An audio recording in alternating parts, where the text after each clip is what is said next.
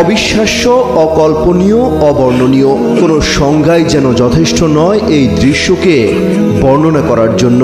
মৃত্যুকূপে পরিণত হওয়া গাজায় বিস্ফোরণের ধাক্কায় মানুষ আকাশে উড়ে যাওয়ার লোমহর্ষক দৃশ্য হতবাক করেছে গোটা বিশ্বকে। সম্প্রতি গাজায় ইসরায়েলের নৃশংসতার একটি ভিডিও ভাইরাল হয়েছে, যেখানে দেখা যায় ফিলিস্তিন ভূখণ্ডে ইসরায়েলের বোমা এসে আঘাত করছে।